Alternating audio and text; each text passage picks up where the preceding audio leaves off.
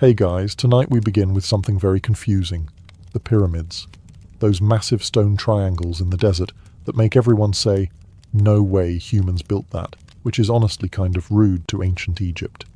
So before you get comfortable, take a moment, like the video and subscribe. But only if you genuinely enjoy what I do here. And let me know in the comments where you're tuning in from and what time it is for you. It's always fascinating to see who's joining us from around the world. Of all the mysteries humanity has cooked up over the centuries, disappearing civilizations, ancient curses, where did I put my keys? Nothing has lingered in the public imagination quite like the pyramids. These colossal, desert-dominating triangles of limestone have been sitting there for over 4,000 years, minding their own business. And yet modern people still look at them and say, nope. Humans didn't do that. Impossible. Bring me the aliens. It's a question that refuses to die, because the pyramids themselves refuse to be subtle. They are unapologetically gigantic. They are mathematically precise. They are older than your entire family tree, your country, your language, and possibly your sense of fashion. They radiate the energy of something that should not be possible, like a cat obeying instructions or a grocery cart with all four wheels functioning. Stand at the base of the Great Pyramid and look up. The thing is so huge it makes skyscrapers insecure. And unlike modern skyscrapers, it was not built using computer models, cranes, or a construction crew wearing reflective vests and arguing about lunch breaks. It was built with stone tools, sweat, organization, and a level of ancient stubbornness that deserves a global award. And this is precisely why the big question sticks around. How did ancient Egyptians build something this massive without modern technology? It haunts people. It taunts people.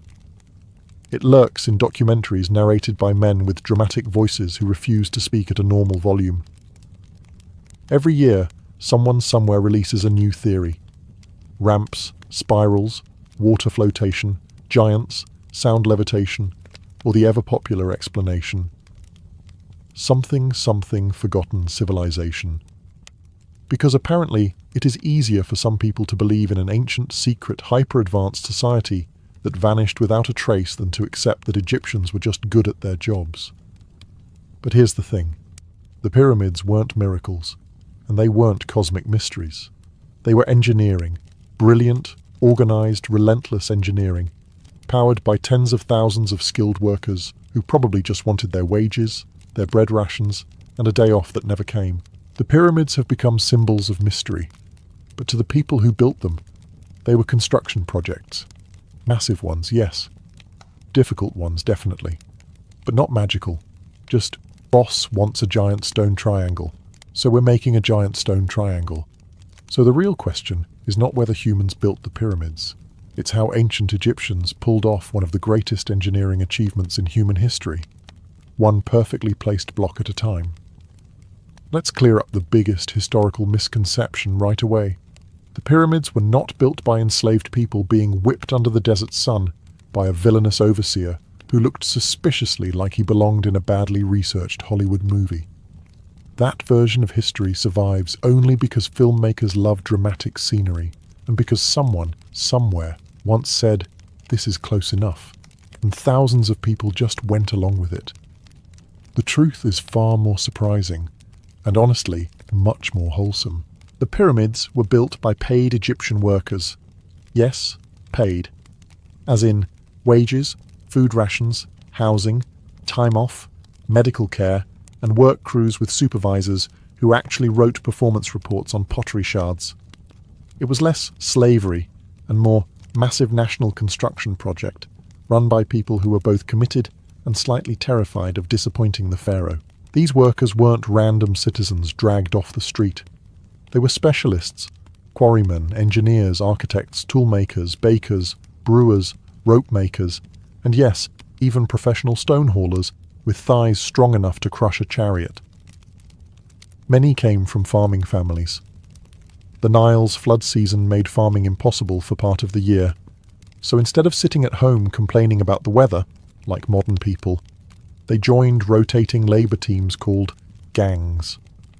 Each gang had names like the Friends of Khufu, which is adorable, until you remember the friend in question was building a pyramid the size of a small mountain. Archaeologists also discovered worker villages near the pyramids, entire neighborhoods with bakeries, barracks, breweries, kitchens, and medical facilities. There were even cemeteries for workers who died during the project, buried with honors. No one builds a cemetery for enslaved laborers. They build one for people they respect. And let's not forget the beer. Workers received rations of bread, onions, and enough beer per day to keep morale high and mild dehydration at bay. This wasn't cheap beer either. It was ancient Egypt's version of an energy drink. Thick, nutritious, and strong enough to make you believe you could actually move a 50-ton stone block. Were conditions easy? Absolutely not. Imagine working construction in a desert wearing linen, hauling limestone under a sun that could melt your hopes. But these weren't disposable laborers. They were skilled, valued, and essential workers in the largest building project on Earth. So no, the pyramids weren't built by slaves. They were built by teams of hard-working Egyptians, who probably wondered every day why the pharaoh couldn't have chosen a smaller tomb. If you picture ancient Egyptian architects as men in linen skirts, casually doodling triangle shapes in the sand until something pyramid-ish emerges, prepare to have your worldview professionally adjusted. The people who designed the pyramids were not guessing. They were not improvising. They were not vibing their way to world wonders. They were mathematical assassins. These planners, the scribes, surveyors, architects, and overseers, were the elite nerd squad of ancient Egypt. Forget Hogwarts. This was Papyri Warts, where students studied geometry, measurements, astronomy, logistics, and how to keep 2,000 workers from wandering off to take a nap in the shade.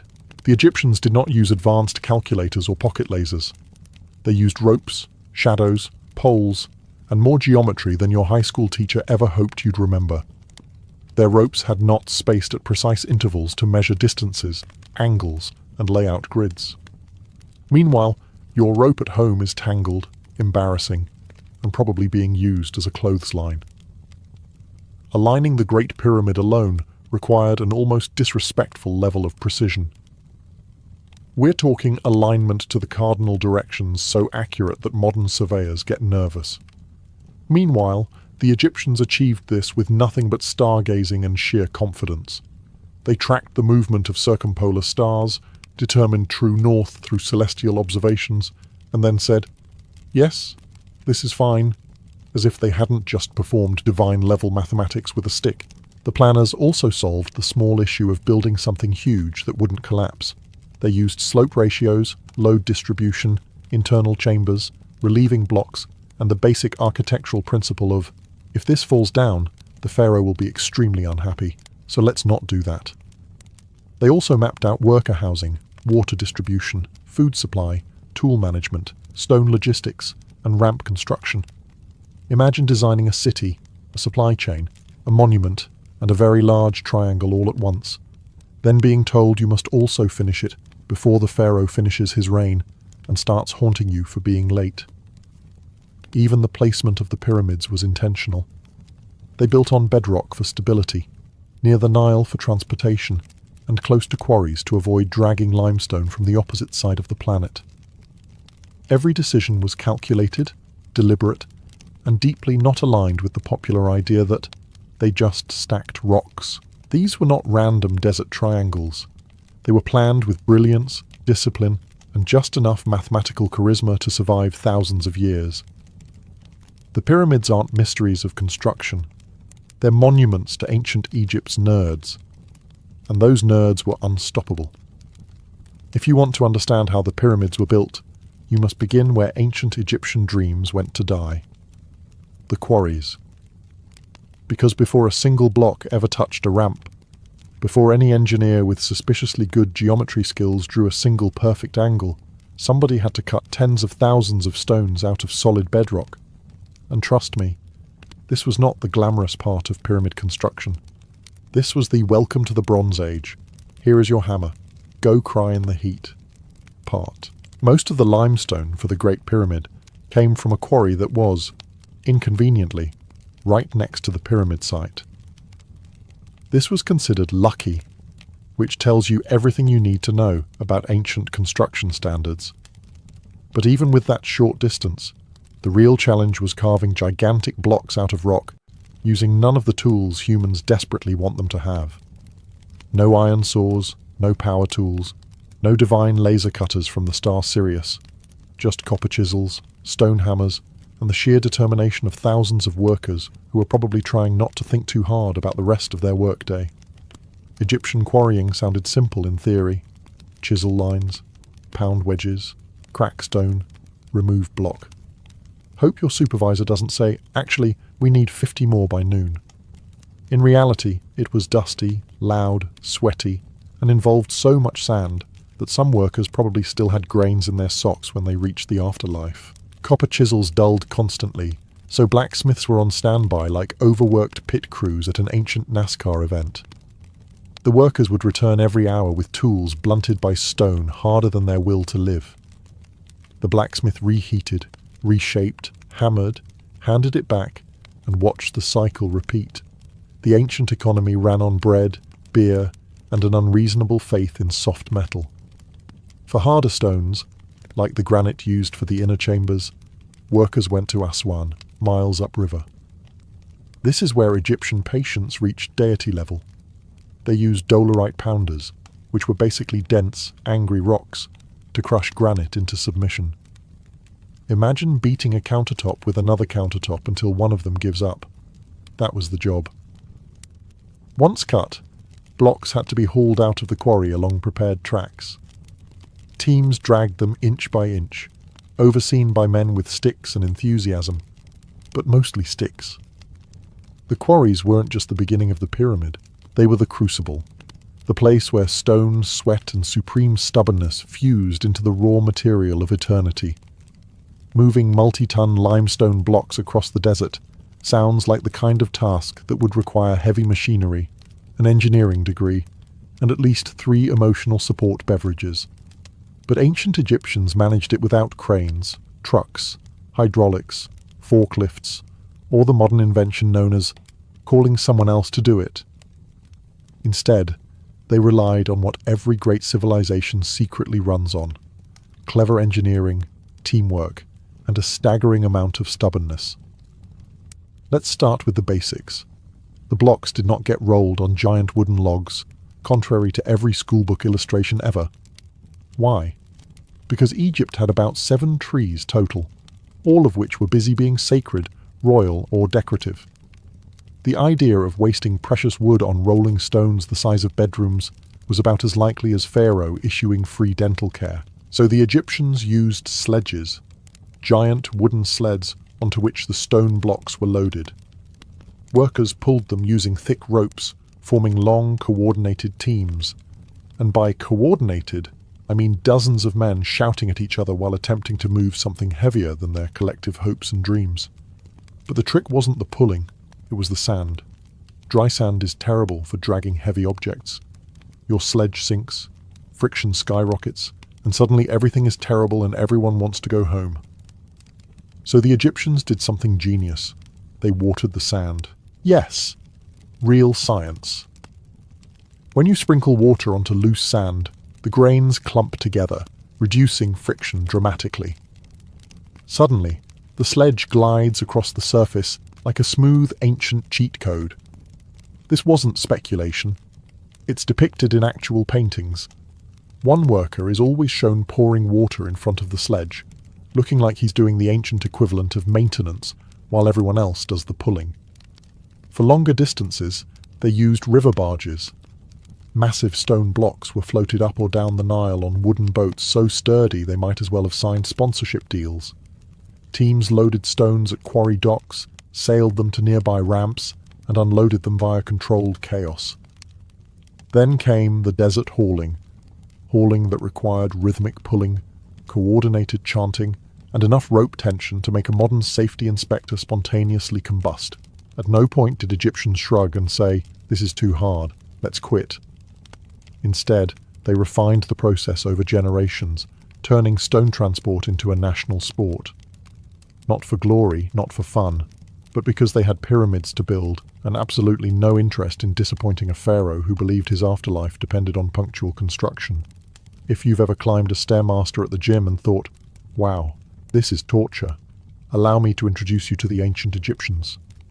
The civilization that created the first and greatest stairmaster system in human history. Except instead of climbing stairs for fitness, they climbed ramps for massive stone-moving doom.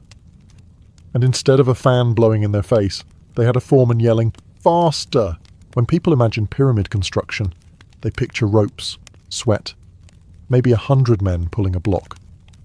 But what they should be imagining is ramps. Ramps everywhere. Ramps that stretched across the desert like ancient Egyptian traffic jams. Ramps that went straight, sideways, zigzagging, spiraling, and occasionally causing architects to stare at their own sketches like, this is fine, this is definitely fine. Why ramps? Because ancient Egyptians understood one simple truth.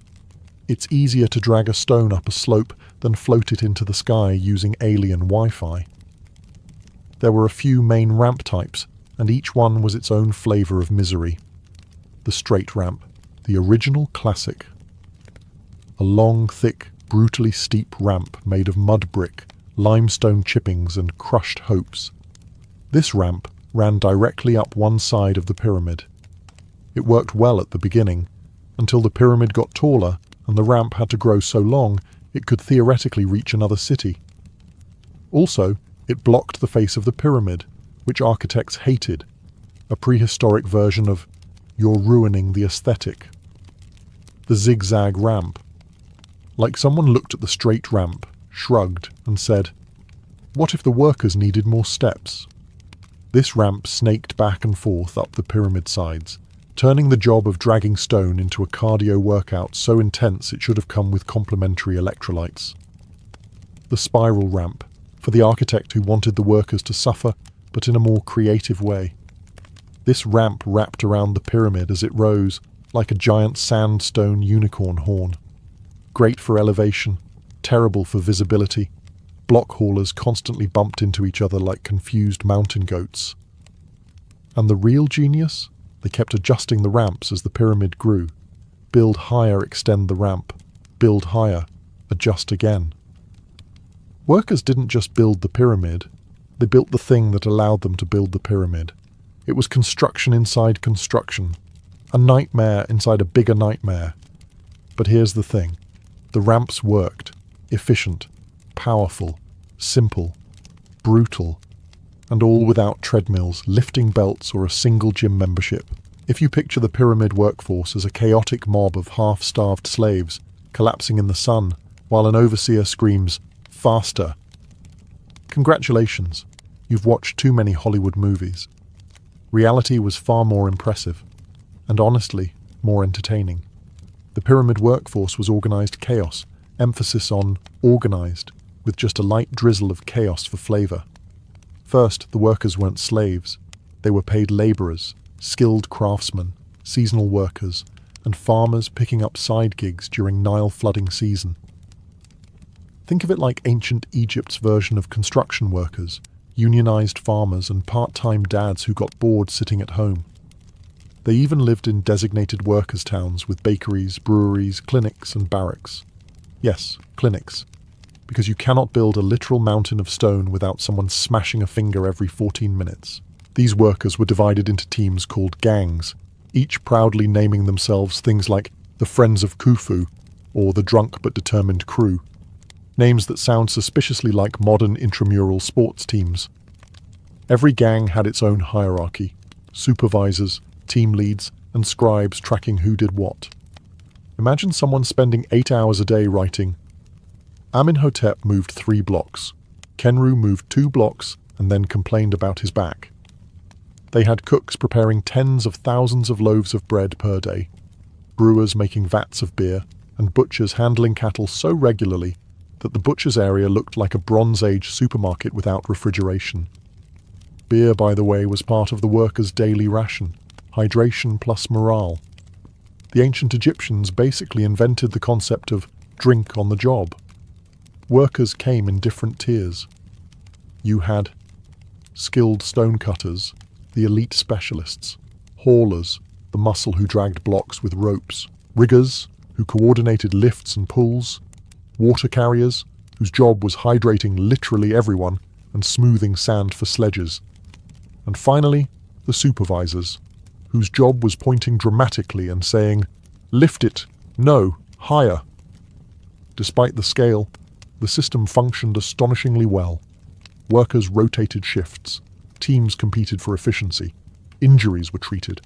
They had medical records showing healed bones and long-term care. This was not a disposable workforce. This was a national treasure of manpower, logistics, and questionable ancient motivational speeches. Was it exhausting? Absolutely. Was it chaotic? Of course. But it was organized chaos, the kind that builds a monument so massive people thousands of years later insist it must have been aliens. The workers didn't just build pyramids. They built one of history's greatest case studies in teamwork. You don't pull multi-ton limestone blocks across the desert on an empty stomach. The ancient Egyptians understood this deeply, perhaps too deeply, because the pyramid builders were fueled by a diet that can only be described as carbs, more carbs, onions, and enough beer to stun a camel. Let's start with bread, the backbone of the ancient Egyptian food pyramid, which ironically powered the actual pyramids. Workers received rations of thick, heavy loaves that were basically ancient protein bars, if protein bars were made of wheat, grit, and enough calories to keep a human dragging stones from sunrise to sunset. This bread wasn't soft or fluffy. It was durable, indestructible. Some archaeologists have found bread so hard it could probably become a construction material. Then we have onions. Mountains of onions. Entire fields dedicated to fueling workers with this pungent miracle bulb. Why onions? Because they were cheap, grown everywhere, and, in the Egyptian worldview, full of spiritual protection. And also because onions are dense in calories and electrolytes, turning each worker into a surprisingly efficient, if extremely fragrant, labour machine. Next up, dried fish. Salty, chewy, and stored in quantities that suggest the Nile was providing an all-you-can-eat buffet. This fish delivered protein for muscle repair, and considering these workers were essentially human forklifts, muscle repair was not optional. Some modern reconstructions estimate that the average pyramid labourer burned over 4,000 calories a day. The fish didn't taste great, but it kept people alive long enough to keep pulling. And then we reach the star of the menu, the liquid MVP, the fuel that made everything possible, beer. Not modern, crisp, refreshing beer. No. Ancient Egyptian beer was thick, bready, and nutritious, more like a drinkable loaf than a beverage, and workers consumed an estimated 4 litres per person per day. Hydration? Yes. Nutrition? Definitely. Motivation? Questionable, but probably yes. Look, we can't prove the pyramids were built by tipsy workers, but we can't rule it out either. Imagine hauling a stone block the size of a small car after your 3rd litre of breakfast beer. Suddenly it makes sense why ancient Egyptians depicted their gods with animal heads. After enough ancient beer, everything probably looked like that. Despite the jokes, this diet was carefully engineered. High calories, high carbs, enough salts to survive the heat, and constant liquid intake. It was the world's first state-sponsored mass catering program, a prehistoric cafeteria designed to keep thousands of workers constructing the most iconic stone structures on Earth. Bread, onions, fish, and beer. Not glamorous, not elegant, but undeniably effective. Here's where the pyramids go from impressive engineering project to, okay, now you're just showing off. Because the Great Pyramid isn't just big, it isn't just old, it is insanely precise, so precise that even modern engineers sometimes stare at it like it just insulted their degree. Let's start with the alignment. The Great Pyramid is oriented to true north with an accuracy so absurd that you'd think the builders had access to a satellite, a laser, and a very patient surveyor. But no, they had sticks, string, and the sky. And yet they aligned the entire structure within a fraction of a degree of the planet's actual north-south axis. Today, we have compasses, GPS, and apps, that tell you which direction to face while cooking noodles. They had the sun and an attitude of close enough. Except their close turned out to be mathematically ridiculous. Then there's the levelling. The base of the Great Pyramid sits on a platform so perfectly flat that it makes modern construction sites look like someone eyeballed everything after lunch. Across a surface the size of several football fields, the entire base varies in height by less than the width of your thumb. Not bad for people without bulldozers, lasers, or the ability to yell, "We're off level," while waving a digital level around. And the sides? Oh, the sides. Each one is almost exactly the same length. We're talking variations in millimeters. Millimeters. This is the kind of precision you expect from a Swiss watchmaker, not a civilization that carved stone with copper chisels and used geometry taught by priests who also performed embalming on weekends. How did they do it? Very carefully, painstakingly, with a level of teamwork and patience that absolutely no modern group project possesses. They used ropes, grids, plumb bobs, water trenches, the movement of the stars, and good old-fashioned stubbornness. When something wasn't right, they fixed it. When a block didn't align, they adjusted it. No shortcuts. No good enough. No, we'll fix it in post-production. And perhaps the funniest part, none of this was done for tourists, future archaeologists, or the approval of conspiracy theorists. They weren't trying to impress us. They built with this level of precision because their religion demanded perfection, and because no one wanted to be the guy responsible for the slightly crooked pyramid. So yes, the Great Pyramid's precision seems impossible, but the builders weren't aiming for possible. They were aiming for eternal, and they hit the mark. Moving the stone blocks to the pyramid was impressive, but placing them? That was where ancient Egyptian engineering truly said, "All right, everyone, let's get ridiculous."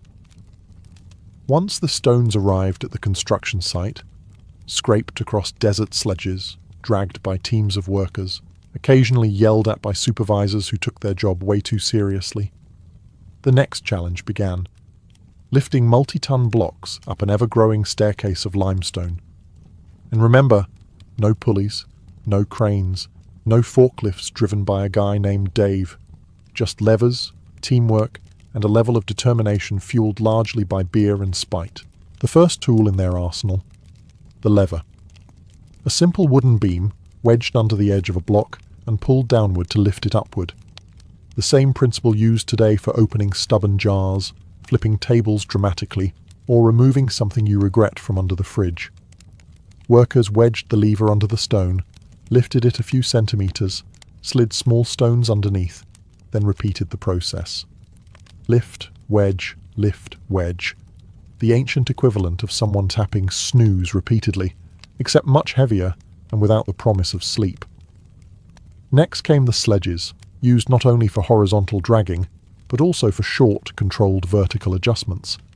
Teams positioned the block at the edge of the ramp or pyramid layer, then relied on coordinated pulling, guiding ropes, and a spiritual amount of grunting. Supervisors stood nearby, offering helpful commentary like, "Pull harder," "No, harder," and "Are you even trying?" The stones didn't magically click into position.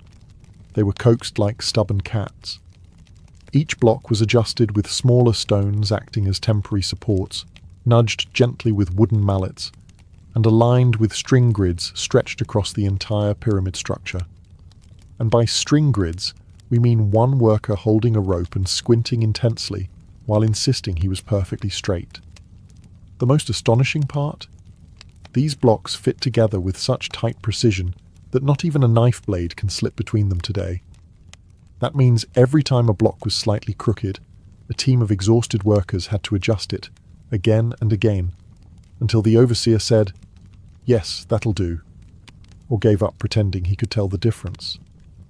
And as the pyramid grew taller, so did the difficulty. Workers hauled stones up ramps, lifted them into place, and adjusted them under brutal sun, swirling dust, and desert heat that absolutely did not care for their well-being. The fact that this process was repeated millions of times is the real miracle.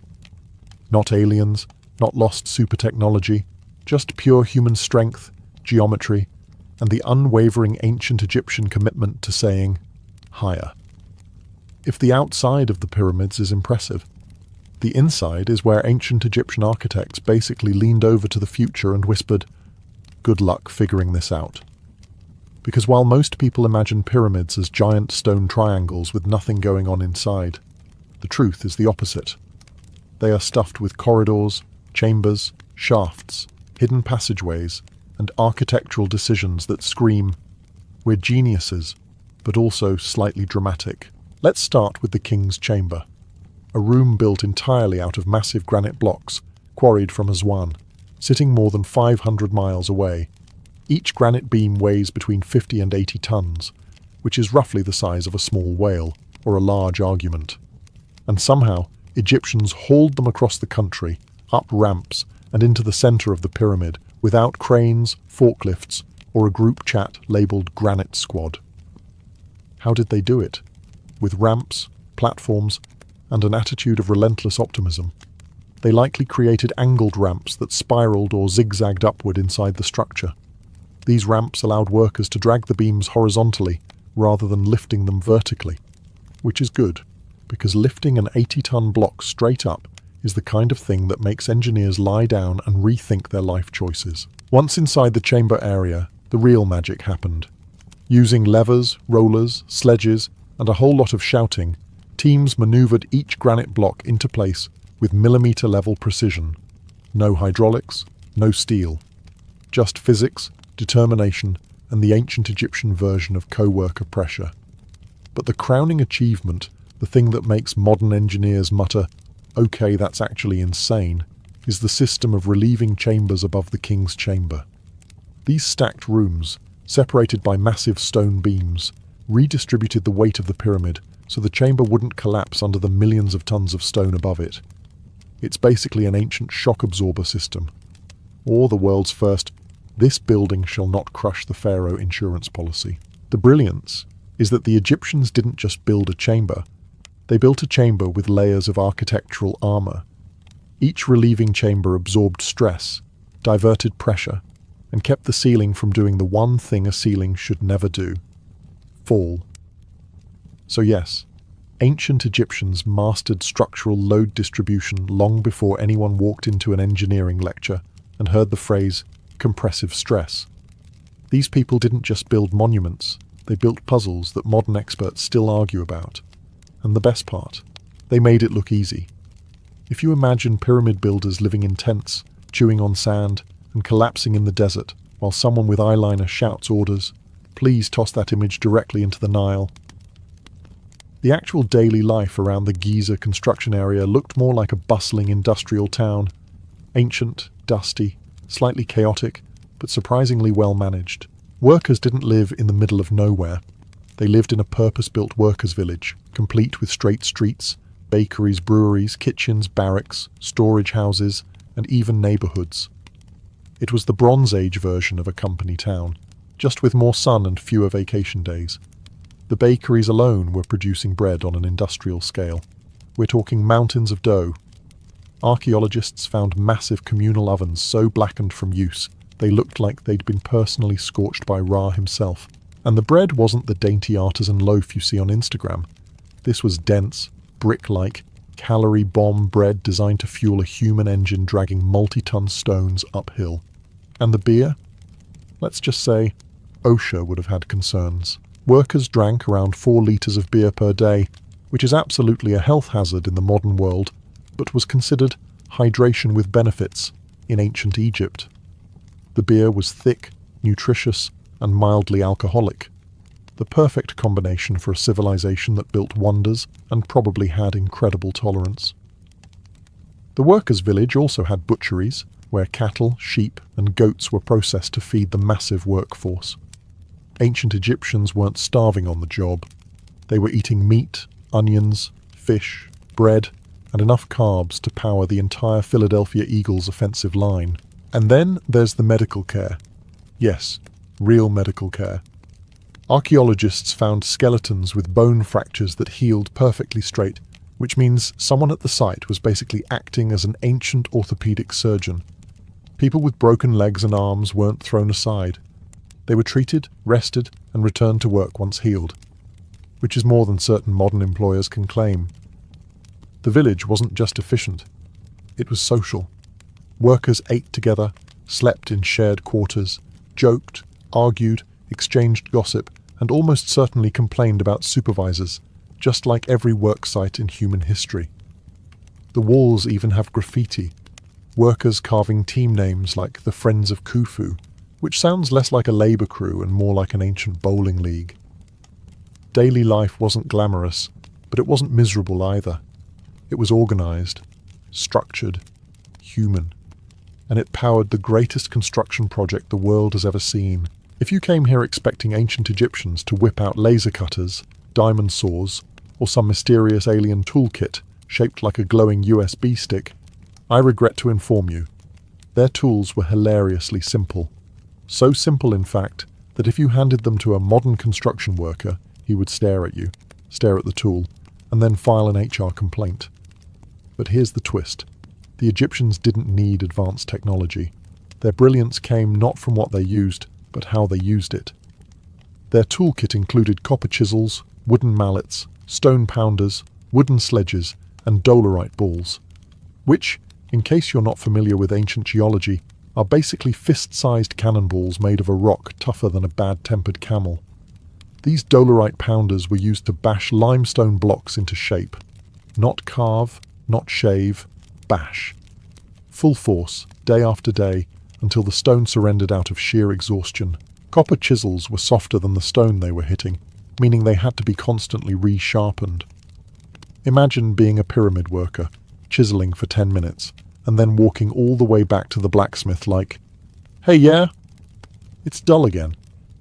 And the blacksmith sighs, because he has sharpened that exact chisel approximately 19,000 times this month. Wooden mallets were used for striking the chisels. Simple, effective, and perfect for building pyramids and venting workplace frustration. Every mallet swing doubled as therapy. Every chisel strike whispered, "This pharaoh better appreciate this." Then we have the stone pounders. These were used by the more enthusiastic workers. Their job? Smash. Just smash. Smash the limestone blocks until they achieved the perfect shape.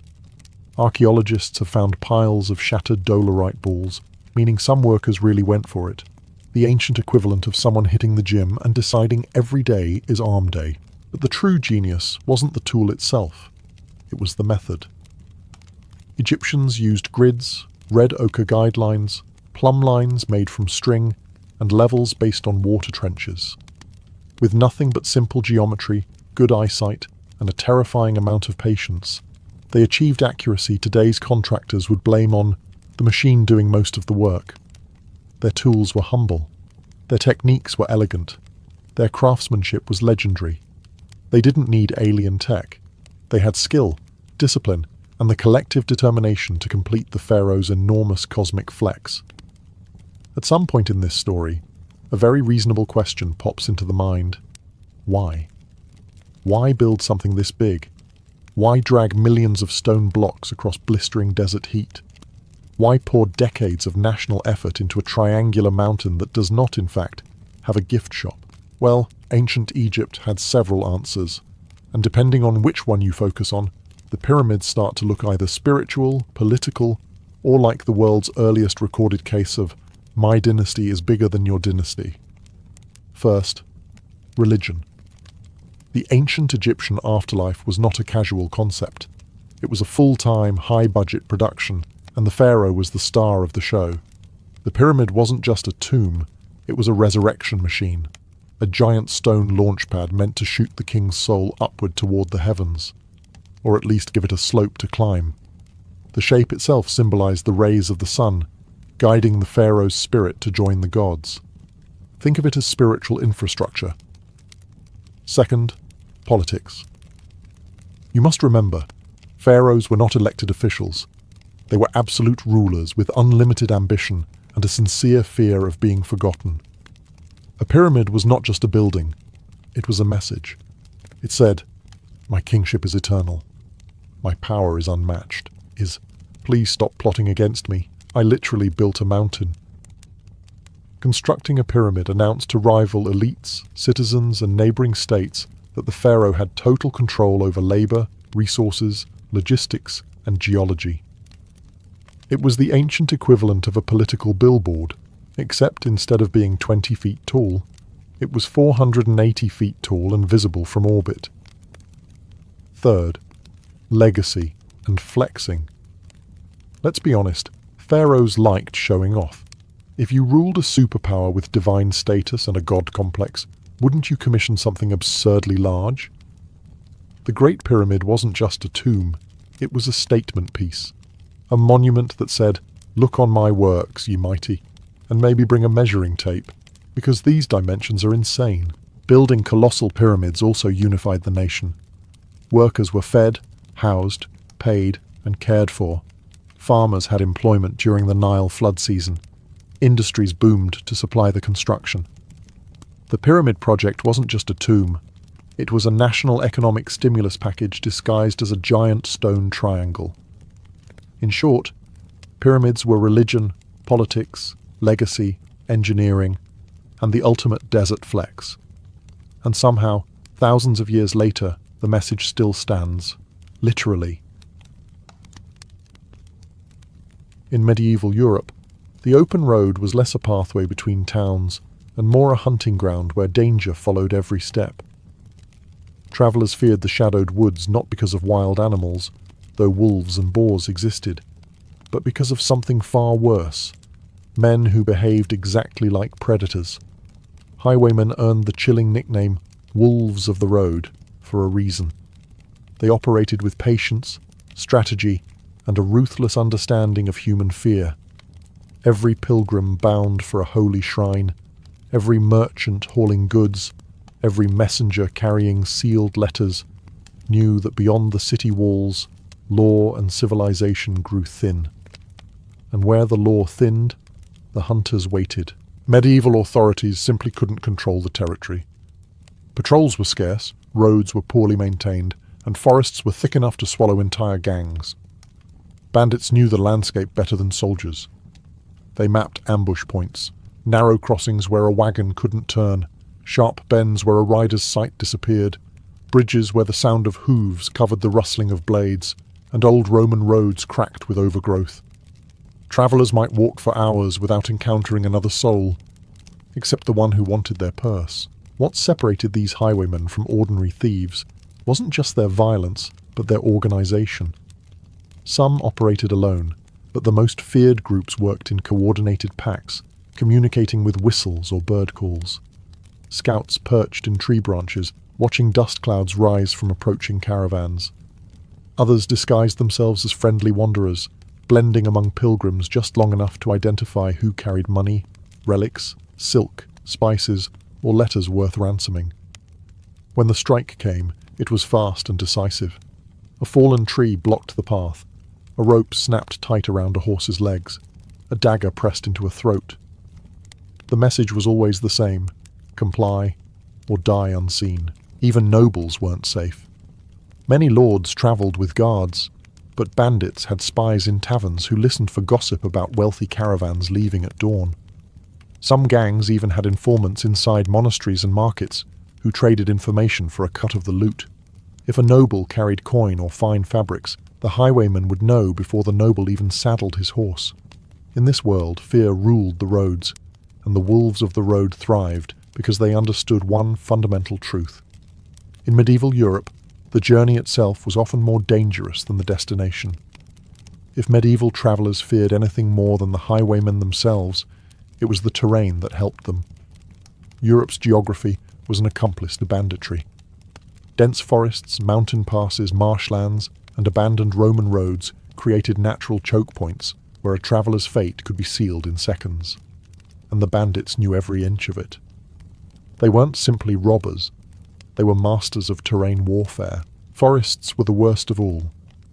In places like the Black Forest, Sherwood, or the Carpathian foothills, visibility collapsed into a claustrophobic tunnel of branches and shadows. Travellers described hearing twigs snapping behind them, leaves crunching softly, and the unsettling feeling that they were being watched. and they usually were. Bandits perched in trees like sentinels, studying the gait of horses and the weight of wagons. From up high, they could see purses bulging, hear gossip about destinations, and decide whether the travellers were worth the risk. Mountain passes were no safer. In the Alps, the Pyrenees, and the Balkans, thieves used elevation to their advantage. A single rock slide, often intentionally triggered, could trap an entire caravan between vertical cliffs. With nowhere to run, the victims faced a brutal truth. The highwaymen were above them, aiming arrows or rolling weighted stones. Even a small gang of 4 or 5 men could freeze a group of 20 in place through sheer positional superiority. Then there were the forgotten Roman roads, once symbols of imperial order, now crumbling corridors of danger. Over time, weeds, vines, and roots split the stones, turning the paths into uneven hazards. But the old roadbeds still forced travellers into predictable routes. Bandits loved these. A fallen milestone became cover. An overgrown archway became a perfect hiding spot. The wilderness had swallowed the empire, but bandits had learned to thrive in the ruins of that swallowed world. The danger wasn't always a sudden attack. Sometimes it was a slow tightening of the noose. Travellers would notice unnatural quiet. No birdsong, no distant voices. Then they'd spot something odd. A broken wagon abandoned in the middle of the road, or a leather purse left on a stump as bait. Some cautious travellers turned back immediately. Others hesitated too long. That hesitation was all the bandits needed. In these landscapes, nature didn't merely hide the highwaymen, it empowered them. The environment itself became a weapon, turning entire regions of medieval Europe into ambush country, where the line between a safe journey and a fatal mistake was terrifyingly thin. While lone highwaymen occasionally lurked along medieval roads, the true terror came from organized gangs, groups bound not by loyalty or honor, but by survival, greed, and necessity.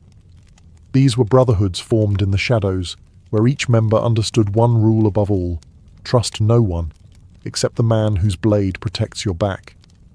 In a world where kings relied on armored knights, bandit gangs created their own version of hierarchy, discipline, and brutal efficiency. Most gangs were composed of desperate men, runaway serfs fleeing impossible taxes, failed mercenaries abandoned after wars ended, deserters avoiding execution, and criminals who believed the hangman's rope was already waiting. But within this mix of outcasts, certain figures inevitably rose to power. The captain, usually the most cunning or most violent, commanded respect through fear and charisma. His word decided who lived, who died, and how the spoils were divided. Bandit gangs were not chaotic mobs slashing wildly in the dark. Their robberies were planned operations. Some members served as scouts, blending into taverns to listen for rumors about wealthy merchants or nobles on the move. Others specialized in ambush engineering, felling trees without noise, repairing tripwires, or setting up false signals designed to lure travelers into dead ends.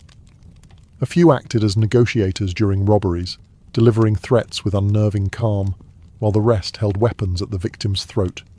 Their codes varied from gang to gang. Some adhered to strict discipline: no unnecessary killing, no harming women, no cheating fellow members. Others embraced total ruthlessness, treating murder as part of the routine. But they all shared a common strategy: striking fast and disappearing faster. The moment a robbery was over, the gang scattered into the forest like smoke. Soldiers who chased them often found only footprints leading into endless woods. Many gangs established hidden camps deep in forests, sometimes reinforced with traps, pits, and makeshift palisades. These encampments were temporary, easily abandoned when heat rose. Some were so cleverly concealed that hunters walked past them, unaware they were a few steps from a dozen armed men. Bandit brotherhoods also forged temporary alliances when a particularly valuable caravan passed through. Rival gangs might join forces to capture royal messengers, silk caravans, or money chests bound for abbeys. Once the loot was shared, often unequally, the alliances dissolved, sometimes violently. To medieval authorities, these gangs were less like criminals and more like guerrilla forces, unpredictable, elusive, and terrifyingly effective. Their cooperation turned isolated robberies into coordinated campaigns of fear, making the bandit brotherhoods of Europe infamous long before their names ever reached a city gate. A medieval highwayman didn't rely solely on brute force. He relied on fear, the invisible weapon that struck victims long before any blade did. Their physical arms were simple, often crude, but devastating in close quarters. Most bandits favoured short swords, hand axes, cudgels, and long knives, weapons easy to conceal, fast to swing, and cheap to replace. Bows were common too, especially among former hunters or soldiers, giving gangs the means to halt travellers from a distance. A single arrow landing in the dirt near a rider's horse was often enough to stop a caravan instantly, but the real danger wasn't what they carried. It was how they used it. Highwaymen excelled at coordinated strikes designed to overwhelm their victims before resistance could form. A common tactic was the roadblock and pincer, where a fallen tree or cart forced travellers to halt while hidden attackers emerged from both sides. Others preferred silent takedowns, tripping a rider with a rope, yanking him off the saddle, and pressing a dagger to his neck before he could scream. Psychological manipulation played an even bigger role. Bandits understood human fear so thoroughly that many of their victims gave up before a weapon was even drawn. Some gangs carved symbols into trees, crude wolf heads, skulls, or slashed crosses, signalling to travellers that they had entered claimed hunting territory. The symbols alone made horses skittish, and pilgrims whisper prayers. Then there were false cries for help. A bandit would lie on the road pretending to be a wounded traveller. When a kind-hearted pilgrim dismounted, rushing to assist, the wounded man whistled sharply, and the gang burst from the underbrush. Medieval chroniclers often lamented that compassion itself became a risk on the open road. Bandits also exploited lighting and sound. Dusk and dawn were ideal times to strike, when long shadows distorted shapes and human eyes struggled to distinguish friend from foe. At night, the thieves used rattling chains or animal calls to confuse their victims, making them think wolves or spirits were nearby. Superstition worked in the bandits' favour. A traveller who believed the forest was haunted was far easier to control. Even after a robbery, the gang's psychological warfare continued. They sometimes released a few victims intentionally, terrified survivors who would carry tales back to nearby towns.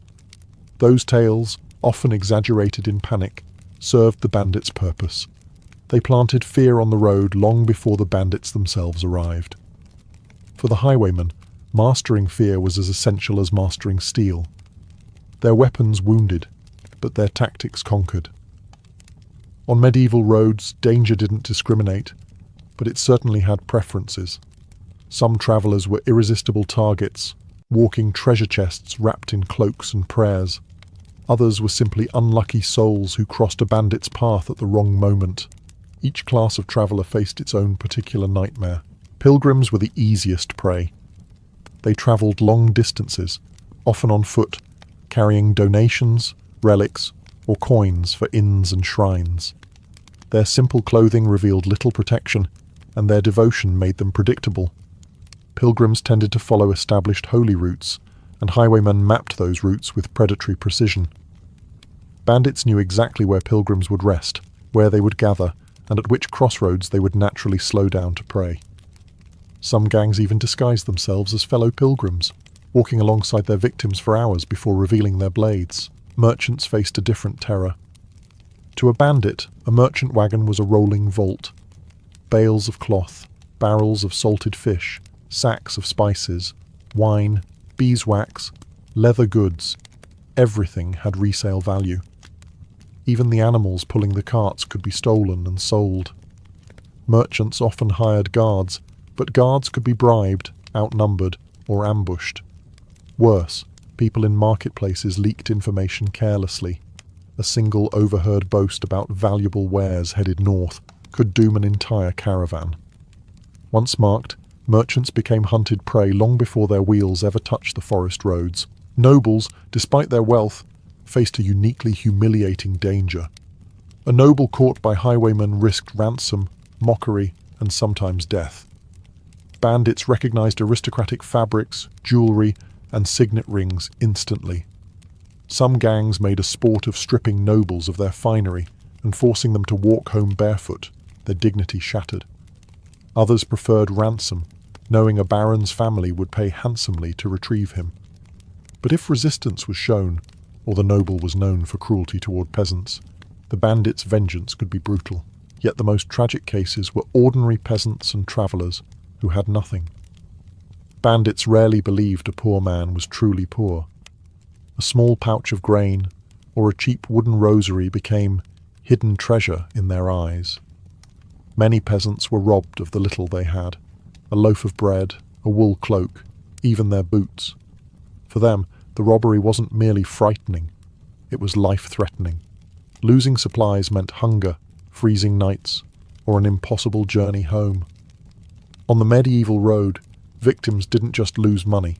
They lost security, dignity, and sometimes the very faith that had sent them travelling in the first place. For all their cunning and brutality, highwaymen were not unchallenged. Medieval authorities, though often slow and underfunded, eventually struck back.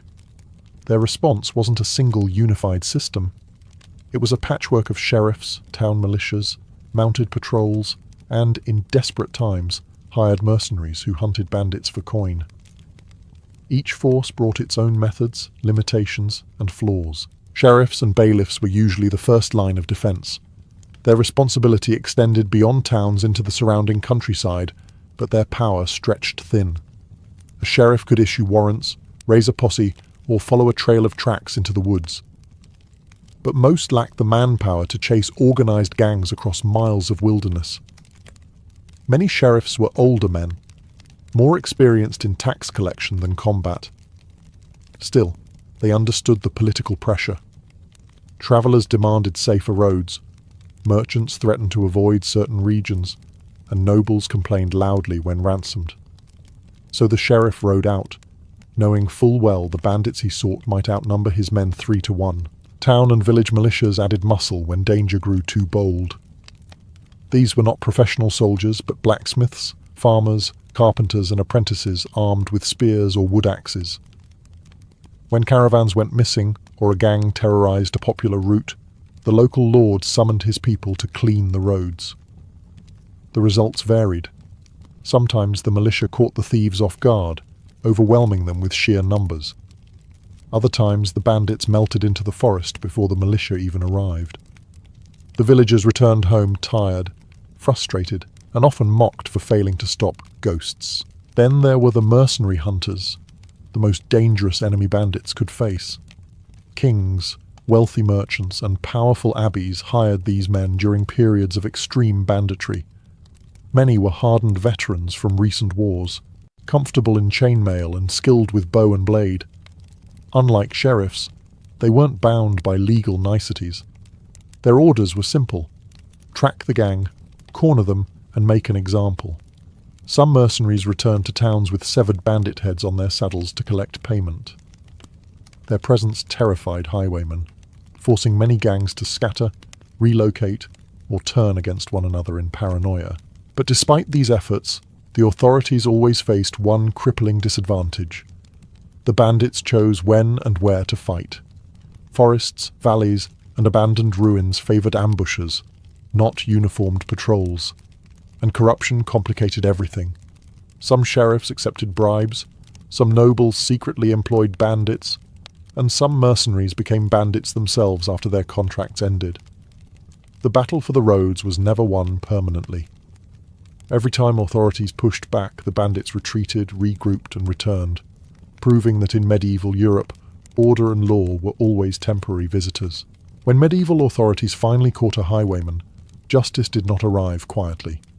It arrived loudly, publicly, and theatrically, because punishment wasn't only about retribution. It was about sending a message to every traveller, every would-be bandit, and every frightened village. This is what happens to wolves of the road. The execution ground became a stage, and the condemned man the warning sign. Hangings were the most common fate. Bandits were often executed at crossroads, city gates, or atop small hills visible from the main roads. These weren't chosen randomly. Travellers were meant to see the bodies swinging in the wind. Chroniclers describe lines of corpses left until they rotted, their bones clacking together like grisly wind chimes.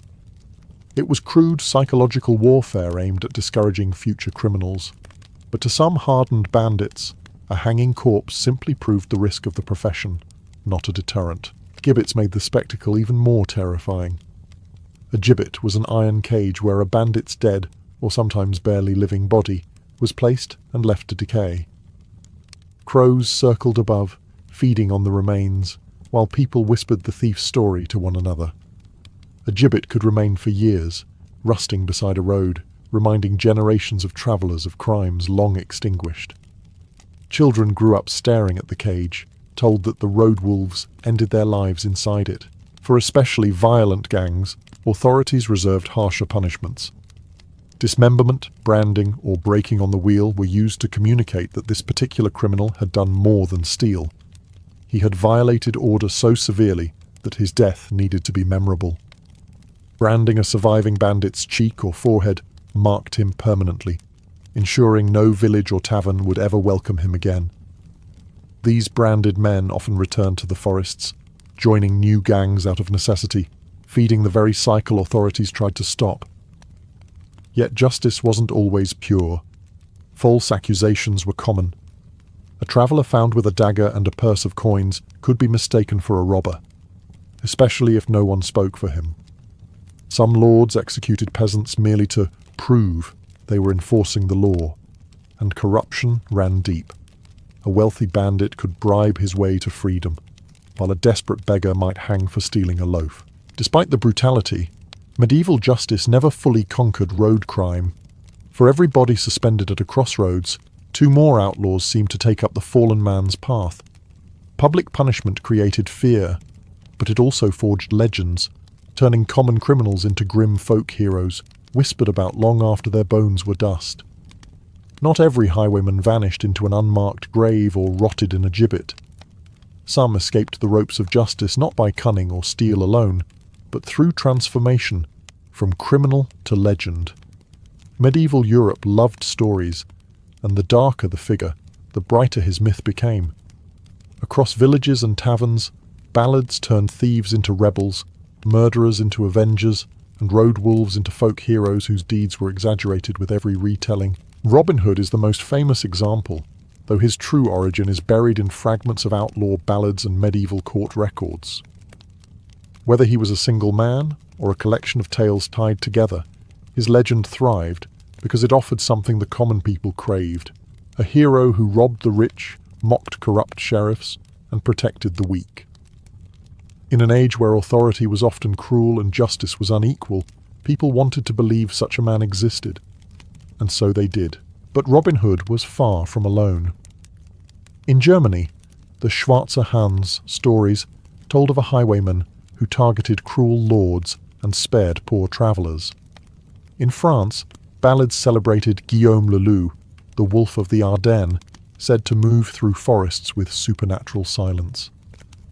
In Eastern Europe, tales of outlaws like Fekete Pal painted them as romantic rebels resisting tyrannical nobles. None of these men were saints, most were hardened killers. Yet their legends softened them, stripping away brutality and replacing it with righteousness. What fueled these transformations? Resentment. Peasants and townsfolk were crushed by taxes, tithes, and hungry winters. Bandit stories gave them a fantasy of justice, someone striking back against the powerful. Even clergy contributed to the myth-making. A priest might condemn outlaws from the pulpit, but he couldn't stop parishioners from whispering admiration around hearths at night. Some legends grew because bandits themselves manipulated their image. Outlaws who spared certain travellers or shared a fraction of their loot earned reputations as noble thieves. Others cultivated fear, spreading rumours that they commanded spirits, wolves, or forest demons. Fear kept victims obedient, or kept informants silent. Ironically, the harsher authorities punished highwaymen, the stronger their legends grew. a bandit hanged at a crossroads became a symbol, either of justice or of rebellion.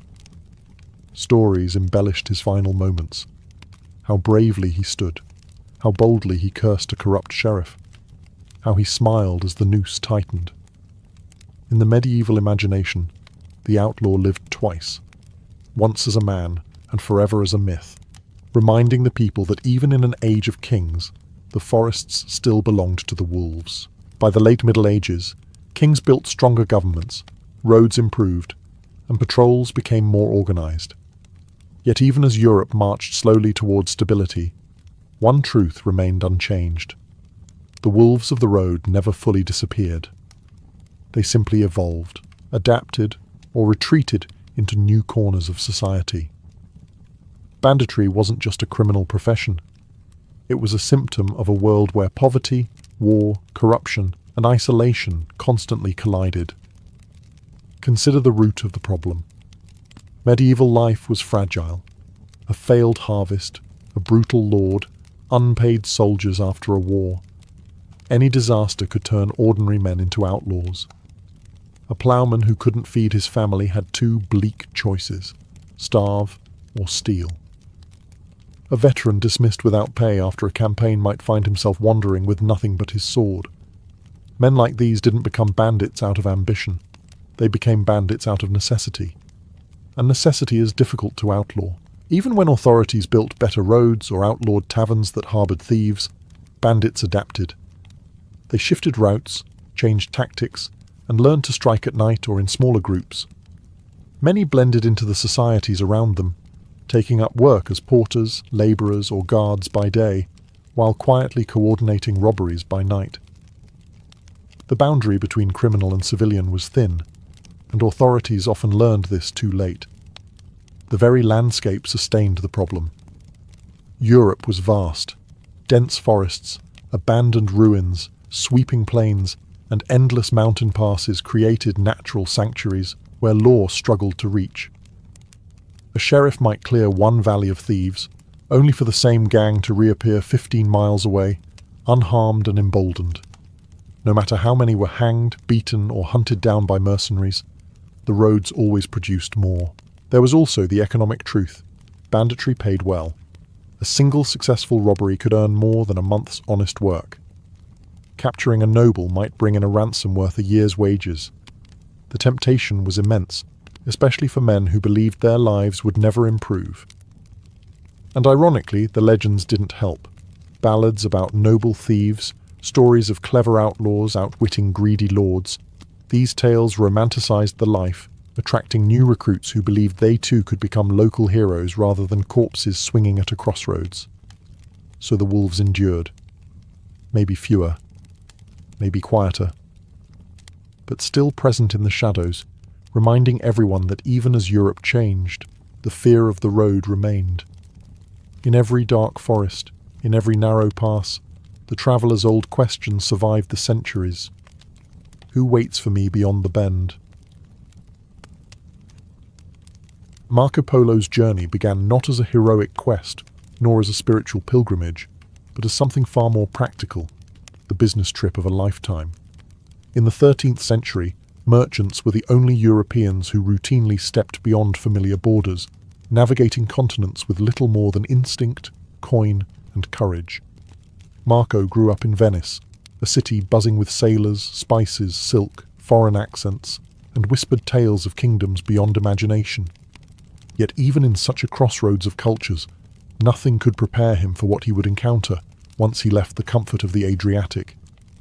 His travels would not only record landscapes and wealth, but also reveal how different societies understood desire, hospitality, and human relationships. From the moment Marco, his father Niccolo, and his uncle Maffeo crossed into the eastern Mediterranean, he stepped into a world where customs shifted like desert light. In Venice, marriage was a contract between families and wealth, carefully negotiated and bound by church law. But the further east he travelled, the more he saw traditions that challenged everything he thought he understood. Among Persians, hospitality itself was a ritual, a sacred duty rooted in ancient codes of honour. A guest was to be fed, protected, and respected, even if he was a stranger. And sometimes this hospitality extended into the realm of relationships, with hosts offering comforts and companionship in ways that shocked Western sensibilities. In Armenia and Persia, Marco observed social structures where marriage was both rigid and flexible. He saw arranged unions shaped by clan loyalty, but also looser customs like temporary marriages, a concept completely foreign to Latin Europe. He wrote of households where multiple wives or concubines were signs of status, not scandal. For a Venetian raised under strict Christian moral codes, this world was mesmerizing, unsettling, and irresistible to describe. As he moved deeper into Central Asia, crossing barren steppes and bustling caravanserai, Marco encountered Mongol and Turkic traditions that blurred the line between family and duty, affection and alliance. Women in nomadic societies often held far more autonomy than their counterparts in Europe.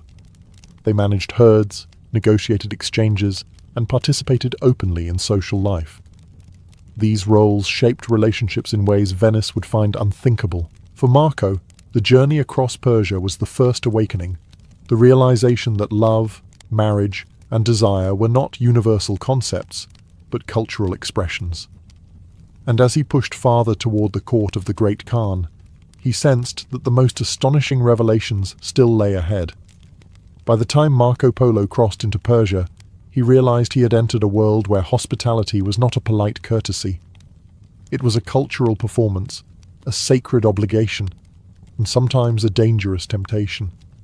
Persian hosts believed a traveler carried not only dust and fatigue, but also divine favor. To welcome a guest was to honor God. To mistreat one was to invite shame. And Marco, a foreign merchant from a distant sea city, often found himself treated with an elegance that Venice reserved only for nobles. Persian hospitality began the moment a traveller approached a home or caravanserai. Marco described ornate carpets rolled out for guests, bowls of cool water for washing hands, and platters of pomegranates, dates, lamb, and fragrant rice. But the generosity went beyond food. A guest was shielded from enemies, trusted with family secrets, and sometimes offered an intimacy that left Westerners bewildered. In certain regions, a host might provide a daughter, a servant, or a companion to ensure the traveller never spent the night alone. To refuse such hospitality could be seen as an insult. Marco never directly confesses participation. He was too diplomatic and too aware that his book would be read by Europeans. But he hints. He writes of great kindnesses, of hosts who did all that was fitting, and of women who showed much honor to guests.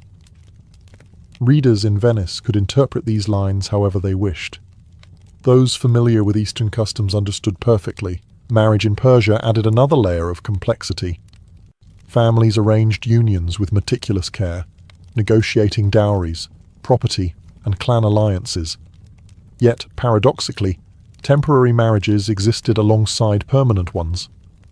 These short-term unions, lasting days or months, were considered lawful and respectable in certain regions. To Venetian eyes, this was shocking. To Persians, it was simply practicality shaped by centuries of tradition. Concubinage, too, was common.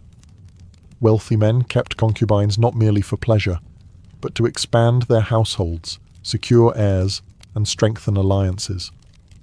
Women in these roles often held significant influence within the home, something Marco observed with fascination. They were not prisoners. Many were skilled in music, poetry, negotiation, and household management. As Marco moved from village to village, hosted by merchants, nobles, and caravan leaders, he learned that relationships in Persia were fluid, layered, and deeply tied to concepts of honor and hospitality. A guest was not simply fed. He was absorbed into the rhythm of the household, and Marco, ever the curious observer, recorded it all with a mixture of awe, restraint, and intrigued ambiguity.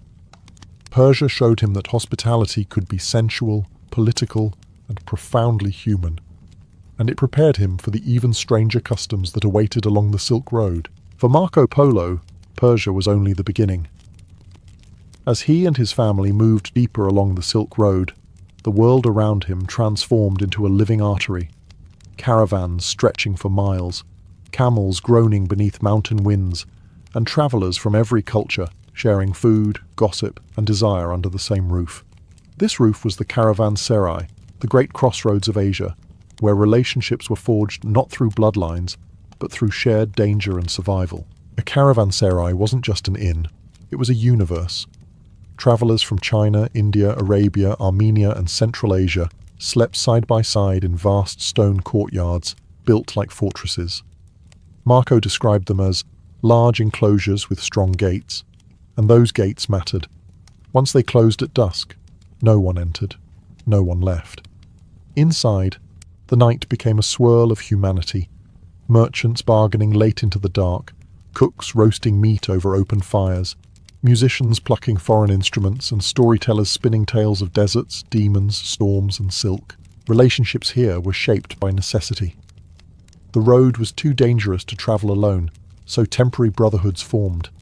A Persian horse trader might team up with a Chinese silk merchant for protection. An Armenian pilgrim might join a Mongol caravan for safe passage. Marco learned quickly that alliances shifted constantly. Today's protector could become tomorrow's rival.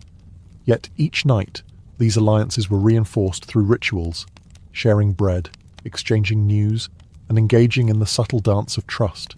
Caravanserai life also carried an undercurrent of intimacy. Strangers thrown together often sought comfort in companionship. Women travelling with caravans for trade or service played crucial roles in maintaining the social life of the journey. Some were entertainers or musicians, others were servants who brought warmth to cold desert nights. Marco hints gently, never explicitly, at these encounters. He writes of women skilled in pleasing conversation, of dances of the night, and of travellers who took solace from the hardships of the road. In a culture where loneliness meant vulnerability, such relationships were both emotional refuge and practical alliance. The economic world of the caravanserai was equally layered. Deals were made over wine, tea, or fermented mare's milk. Dowries, marriage arrangements, and informal betrothals sometimes emerged from these trading circles. A merchant might offer his daughter in marriage to seal a partnership, or two families might agree to future unions as part of a business pact. Through these encounters, Marco discovered that the Silk Road wasn't only a highway for goods, it was a highway for relationships. Friendships, romances, rivalries, and alliances flowed through its caravanserais as richly as silks and spices. In this melting world, Marco began to understand the interconnectedness of Eurasia, a place where human bonds mattered as much as trade routes, and where every night held the possibility of a new companion, a new story, or a new danger. Crossing from Persia into the vast steppes of Central Asia, Marco Polo entered a society that overturned almost every assumption a 13th century Venetian held about gender, marriage, and relationships. In Venice, women lived largely in domestic seclusion, bound by dowries, church law, and the constant watch of male relatives. But on the steppe, in the lands of the Turks, Uyghurs, and early Mongol tribes, Marco found a world where women moved with a freedom that startled European sensibilities. They rode horses, commanded households, negotiated prices, and sometimes even influenced tribal politics. Marriage among nomadic peoples was less rigid and more pragmatic. Families arranged unions, yes, but these marriages were fluid, shaped by survival and alliances rather than strict theological rules. Among Turkic groups, a bride brought not only beauty, but labour, horses, and connections. A skilled horsewoman who could herd, fight, or manage livestock was valued as much as, if not more than, her physical attributes. Marco describes steppe women with admiration, strong, confident, and unafraid to speak publicly, an image impossible to imagine in the patrician courts of Venice. Polygamy was accepted, especially for chiefs and wealthy herders. A man with multiple wives wasn't seen as indulgent but capable, able to support large households with food, tents, herds, and protection. In turn, wives often managed distinct camps within the family, giving them authority over servants, children, and resources. Marco observed that these women wielded real power, not symbolic influence. They decided how food was distributed, how herds were organized, and how guests were treated, and guests were essential. Hospitality in the steppe was sacred. Any traveller, even a stranger, was offered shelter, food, and protection. A guest became part of the family for as long as he remained under the roof. In some tribes, a guest was expected to join communal rituals, singing, storytelling, drinking fermented mare's milk, and sharing in nightly gatherings around the fire. These gatherings blurred social boundaries, creating connections that were emotional as much as practical. Marco hints that companionship was sometimes offered to guests, not as scandal or seduction, but as generosity, a way of honouring the visitor and strengthening social ties.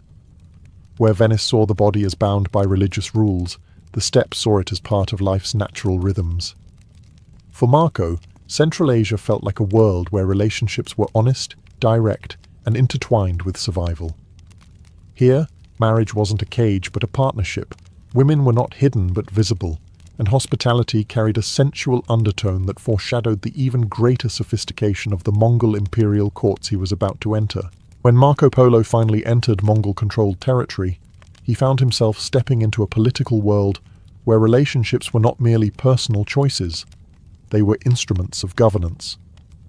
The Mongol Empire was the largest land empire in human history, and its rulers understood that marriage, lineage, and intimate alliances held as much power as any army of horsemen. Every union, every concubine, every household arrangement served a strategic purpose. At the heart of this system was the Great Khan, whose palace swarmed with attendants, wives, and women of rank. Marco describes these courts with awe, sprawling tent cities adorned with silk hangings, carpets woven with golden thread, and chambers filled with musicians, dancers, and servants. The women of the Khan's household were not passive ornaments. Many were selected from noble families across conquered nations, offered as tribute, forming diplomatic bonds, or secured through alliances that kept rival clans loyal. Concubinage was not seen as immoral. It was a sophisticated system of managing unity across vast ethnic groups. The concubine could raise her status through intelligence, diplomacy, or producing sons. Some commanded entire wings of the palace, overseeing servants, finances, and political petitions. Marco noted that these women were trained in etiquette, music, and conversation, and that they moved through the palace with a serene authority that surprised him. In Venice, such influence would be scandalous. In the Mongol world, it was expected. Marriage among the Mongols themselves followed clear customs. Brides were often chosen to strengthen intertribal relationships, and marriage negotiations included exchanges of animals, silk, and weapons. Women retained notable rights. They could own property, manage herds, and initiate certain legal processes. Their mobility, riding, travelling, and participating in communal work, was unmatched in Western Europe.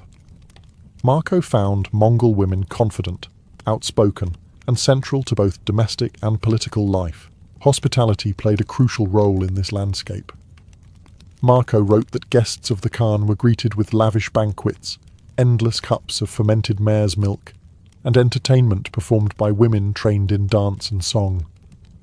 Some households extended companionship to guests as a gesture of high honour, something difficult for Westerners to write openly about. Marco, cautious yet observant, noted attentions given to him and other travellers, implying moments of intimacy without ever crossing into explicit confession. What impressed him most was how pragmatic, structured, and dignified these relationships were. Far from the moral rigidity of the Catholic West, the Mongol court embraced sensuality, diplomacy, and family alliances as elements of a single political system. To Marco, it was a world where personal relationships and imperial strategy were woven together, delicate as silk and powerful as steel, a world he had never imagined before his journey began. When Marco Polo finally reached Cathay, the lands ruled by the Song remnants in the south and by the Great Khan's Yuan dynasty in the north, he stepped into a world unlike anything he had witnessed in Persia or the steppe. If the Mongols impressed him with power and pragmatism, the Chinese courts astonished him with refinement. Everything in Cathay seemed crafted with intention: the architecture, the poetry, the manners, the perfumes, even the way people walked and spoke. Relationships here were not wild or instinctual like in the steppes. They were choreographed, measured, subtle, and profoundly sensual in their restraint. Chinese marriage customs struck Marco first. Where Venice emphasized dowries and rigid family honor, Cathay emphasized harmony. Marriages were arranged through careful consultations between families, astrologers, and matchmakers.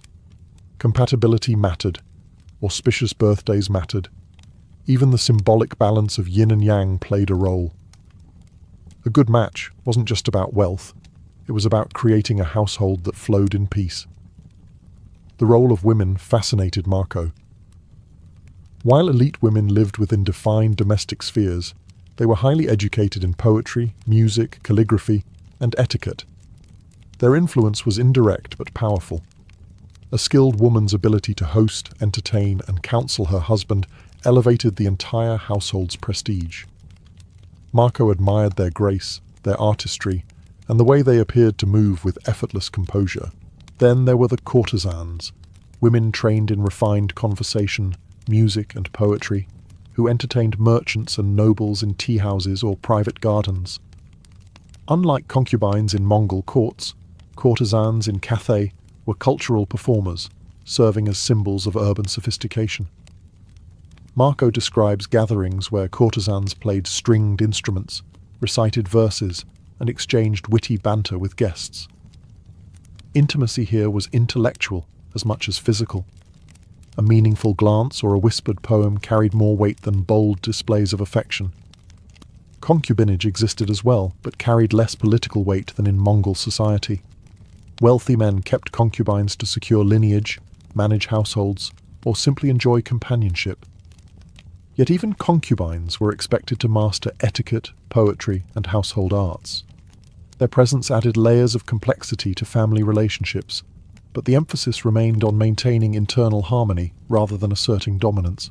Hospitality in Cathay combined sensuality with elegance. A guest might be greeted with incense, warm tea, silken cushions, and soft music played behind latticed screens. Pleasure was not rushed, it unfolded. Marco was struck by how emotional, intellectual, and physical comfort were blended seamlessly, as if the Chinese had perfected not just the art of living, but the art of making a guest feel deeply, almost dangerously, at ease. After the raw power of Mongol life and the rugged freedom of the steppe, Cathay felt like a dream. A world where relationships were polished into art forms, and where desire expressed itself through poetry, ceremony, and the soft rustle of silk. To understand Marco Polo's experiences at the Mongol Chinese court, one must enter the private world behind the silk screens. The women of the Great Khan.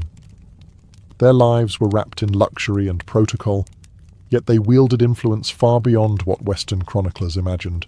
Marco's descriptions are cautious, but between the lines he reveals a world where intimacy was political currency, femininity was cultivated like an art, and beauty was both celebrated and regimented. Each year, across the vastness of the empire, officials selected the most accomplished young women to send to the Khan's court. These chosen maidens, as Marco calls them, were evaluated not only for beauty, but for refinement, their skill in singing, playing instruments, pouring wine, reciting poetry, and observing court etiquette.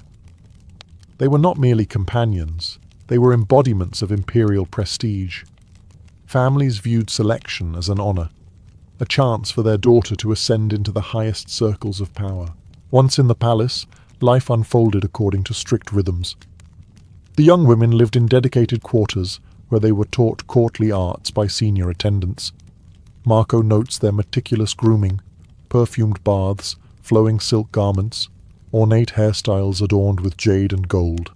The palace smelled of incense, camphor, and flowers floating in carved basins. But beneath the elegance lay competition.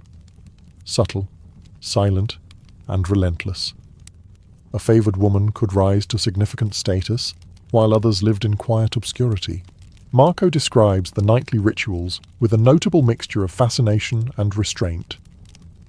When the Khan travelled, often in massive processions of tents, wagons, servants, and guards. A select group of women accompanied him in palatial felt pavilions decorated in silk. Before visiting the Khan, attendants prepared them with oils, perfumes, and fresh robes. The chosen woman was led to the Khan's quarters with ceremony, her presence symbolizing harmony, prosperity, and imperial magnificence. No detail of her appearance or conduct was accidental. What intrigued Marco most was not the sensuality, but the structure. Even the tender aspects of life were regulated by rules that reinforced imperial power. Favored women received lands, servants, and influence. They could advocate for relatives, negotiate with ministers, and act as intermediaries for those seeking the Khan's favor. Yet Marco also hints at the emotional complexity of this world. These women lived in gilded isolation, pampered yet constrained, influential yet replaceable. Their relationships with the Khan were not simply personal, but woven into the political fabric of the empire. To Marco, the palace women represented a fusion of sensual refinement and imperial authority. Behind their beauty lay a system that married intimacy with power and desire with statecraft, a world he could observe but never fully penetrate. As Marco Polo settled into life at the Mongol and Chinese courts, he found himself in a unique position. A Westerner who was neither outsider nor insider, moving freely between worlds that rarely understood one another. In his writings, he hints at dinners, celebrations, and private gatherings where cultures blended, moments when merchants, nobles, courtesans, scholars, warriors, and entertainers all shared the same space. These encounters formed the emotional core of Marco's relationships abroad, revealing how intimacy and friendship unfolded across borders. Feasts were the first bridge. Marco describes banquets where Mongol roasted meats met Chinese delicacies, where Persian wine accompanied northern mare's milk, and where music blended fiddles, zithers, and drums from 3 continents. The air shimmered with scents: ginger, garlic, incense, roasted lamb, steamed fish, and as food was shared, so too were stories. A Persian merchant might whisper tales of Sufi mystics. A Chinese poet might recite verses about longing and moonlit rivers. A Mongol officer might recount battles fought on frozen lakes. Marco sat among them, absorbing everything, every accent, gesture, proverb, and song. These gatherings weren't only about entertainment. They shaped relationships. Hospitality in the Mongol Empire encouraged emotional openness. Guests were treated as honored companions, not distant strangers. A man's rank mattered less at night than his ability to drink, converse, and appreciate music. Marco often found that women participated too: musicians, dancers, storytellers, and sometimes companions chosen for their charm and wit. They were not passive ornaments, but active contributors to the social atmosphere, capable of steering conversations with humor or quiet intelligence. Marco never writes explicitly of romantic encounters, but his descriptions shimmer with implication. He notes moments when affections were shown, when a host extended great courtesy, or when ladies skilled in politeness and discourse kept company with travelers. In Venice, such phrasing would be modest. In Asia, such moments were deeply understood. These interactions were cultural exchanges in their own right, windows into emotional worlds shaped by poetry, ritual, and warmth. Friendships across languages also developed. Marco grew close to interpreters, scholars, and officials who admired his curiosity. Some became lifelong companions during his years of service under Kublai Khan. They debated philosophy, traded jokes, exchanged small gifts, and forged a sense of brotherhood impossible to replicate on the dangerous roads of Europe. By living between cultures, Marco experienced a kind of emotional expansion. He learned that hospitality could be sensual, intellectual, or deeply familial, and often all 3 at once. These encounters taught him not only how to travel Asia, but how to belong to it, if only briefly. When Marco Polo finally returned to Venice after more than 2 decades abroad, he came home as a stranger. He was no longer the young merchant who had left the Adriatic. He was a man shaped by deserts, courts, steppe feasts, Chinese gardens, and Mongol diplomacy. Venice, with its stone alleyways and familiar canals, must have felt both comforting and impossibly small. Yet the greatest distance wasn't geographic, it was emotional. Marco carried with him a lifetime of relationships built across cultures, languages, and worlds that his fellow Venetians couldn't imagine. His book, Il Milione, reflects this divide. Venetian scribes wanted marvels, palaces of gold, paper money, giant birds, and invisible trade networks. Marco gave them those. But what he hinted at, carefully, almost shyly, were the human connections he left behind. The friends who guided him through mountain passes, the scholars who debated philosophy with him in Kublai Khan's halls, the entertainers and courtesans whose music eased the loneliness of foreign lands, the women he admired for their grace, strength, or quiet authority. He writes of them indirectly, as if speaking too clearly might betray a promise or break a memory. He describes women of great courtesy, companions in night feasts, maidens skilled in arts, and great favours shown to guests. These passing phrases reveal more than they conceal. Marco was a diplomat. He knew better than to scandalise European audiences with explicit stories. Yet he could not erase the warmth, complexity, and sensual sophistication of the relationships he encountered. Back in Venice, his tales were so extraordinary that many accused him of invention. But what they doubted was not the geography. It was the intimacy. How could a Venetian merchant truly understand the marital diplomacy of the Mongols, the intellectual courtesans of Hangzhou, or the firelit hospitality of Persian homes? How could he speak credibly of a world where women negotiated alliances, where companionship was offered as honour, where relationships were rituals shaped by dynasty, poetry, and empire? And yet, he did. The greatest irony of Marco's life is that the relationships he formed in Asia were more meaningful than many he found at home. His marriage in Venice was respectable, but it lacked the wonder he once knew on the Silk Road. His memories of palace singers, Mongol attendants, Chinese hostesses pouring tea by candlelight, and steppe women riding like queens, likely lingered long after he became Il Milione, the storyteller others doubted. In the end, Marco Polo did not merely record the geography of Asia. He recorded its hearts. And long after he left Cathay, part of him never returned. Mark Antony entered the world in 83 BCE, at a moment when the Roman Republic was already cracking under the weight of its own ambition. Civil wars, political murders, and rival strongmen had turned Rome into a battlefield disguised as a city. Antony's family belonged to the ancient gens Antonia, noble in lineage but ruined in finances. His father died young, leaving behind debts, fading status, and a restless son with more pride than money. The streets became Antony's first school, and Rome's chaos became his first mentor. From an early age, Antony stood out. He was tall, broad-shouldered, athletic, and so naturally charismatic that even seasoned soldiers later remarked how the man could electrify a crowd with a joke or a roar. Yet for all his promise, young Antony nearly destroyed himself before his life even began. He drank too much, gambled too hard, chased women too boldly, and surrounded himself with friends even wilder than he was. Rome whispered that Antony was wasting his talent. Rome was wrong. He was sharpening it. Military service saved him.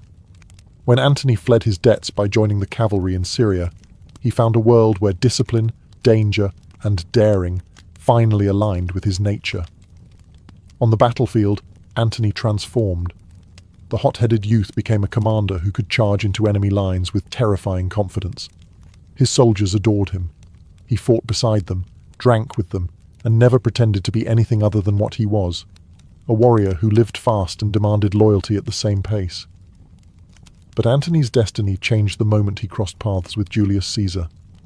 What began as political cooperation quickly evolved into one of the most powerful alliances in Roman history.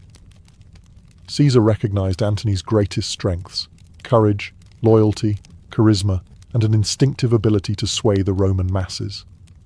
Where Caesar was calculating and restrained, Antony was fiery and bold. Together, they formed a perfect balance. Intellect and force, strategy and passion, and Antony became Caesar's right hand, his voice in the Senate, his enforcer in the streets, and eventually his co-consul. To many Romans, he was more than a general. He was Caesar's successor in everything but name. The pair marched through war after war, their victories reshaping the Mediterranean. Yet beneath Antony's rise lay a truth that would shape the rest of his life. He was forever drawn toward intensity, in politics, in battle, and especially in love. And Rome, already trembling, had no idea what storm this lion would unleash. Once Mark Antony joined Julius Caesar's inner circle, his life accelerated into a whirlwind of battles, marches, and political warfare. Caesar didn't just see Antony as an ally. He saw him as a weapon, a living hammer. And wherever Caesar struck, Antony was the force that made the blow land harder. During the Gallic Wars, Antony became indispensable. Caesar trusted him with legions, supply lines, negotiations, and the delicate balance of keeping fractious soldiers loyal. Antony had a gift. He could walk into a camp of exhausted, half-starved men, laugh, drink with them, and by sunrise have them ready to march into hell. His presence on the battlefield was explosive. Cloaked in his scarlet general's cape, Antony was known to fight at the front, covered in dust and blood like the lowest recruit. To the Gauls, Germans, and rebels who faced him, he was the fierce Roman giant who seemed impossible to break. But Antony wasn't just a warrior. He was Caesar's voice when Caesar wasn't there. While the general conquered Gaul, Antony kept order in Rome as the master of the horse, essentially the second in command of the Republic. And order in Rome meant suppressing riots, intimidating senators, and outmaneuvering political enemies who wanted Caesar gone. Antony excelled at it. He bullied the Optimates, rallied the Populares, and made it clear that anyone who challenged Caesar would face the wrath of his most loyal soldier. The Senate hated him for it. Cicero, disgusted by Antony's raw energy and intimidating presence, called him a butcher, a gladiator, and a man whose loyalty was both admirable and dangerous. Cicero wasn't entirely wrong. Antony's devotion to Caesar bordered on absolute. He admired Caesar's intellect, respected his ambition, and believed sincerely that Caesar was the man destined to reshape Rome. If Caesar asked him to hold a city, Antony held it. If Caesar asked him to break an enemy, Antony shattered them. And then came the civil war. When Caesar crossed the Rubicon, Antony rode beside him, sealing both their fates. They had chosen rebellion over submission, destiny over caution. Antony commanded troops at Pharsalus, crushing Pompey's forces. He secured Italy when Caesar pursued Pompey to Egypt. He protected the Republic's grain routes, its armies, its fragile political alliances. By the time Caesar emerged victorious, Antony wasn't merely a general. He was the enforcer of a new order, Caesar's Rome. But victory always brings shadows. And soon, those shadows would swallow them both. By 44 BCE, Mark Antony stood at the height of his power. He was consul alongside Julius Caesar, the second most influential man in Rome, and widely assumed to be Caesar's political heir. But power in Rome always cast a long shadow, and the Senate's fear of Caesar's rising dominance grew darker by the day. The conspirators whispered that Caesar sought to become king.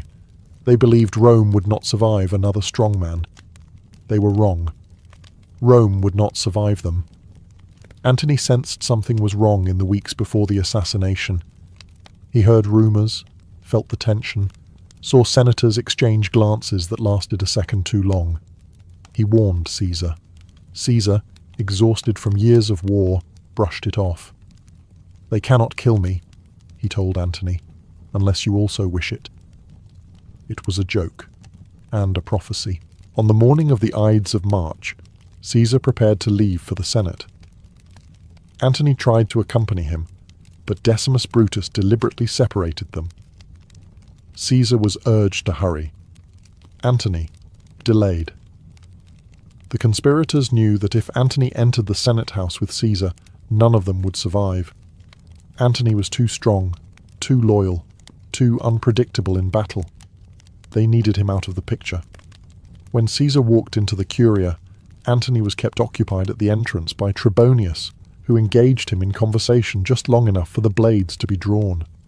Then, screams, movement, panic, and the wet sound of knives striking flesh. Inside, Caesar fell beneath 23 wounds. Outside, Antony realized what had happened. He fled, not out of cowardice, but out of calculation. If he tried to fight 20 armed senators alone, he would die instantly. If he died, Caesar's cause died with him. So Antony slipped away, disguised himself, and waited for the city's reaction. Fury, confusion, chaos.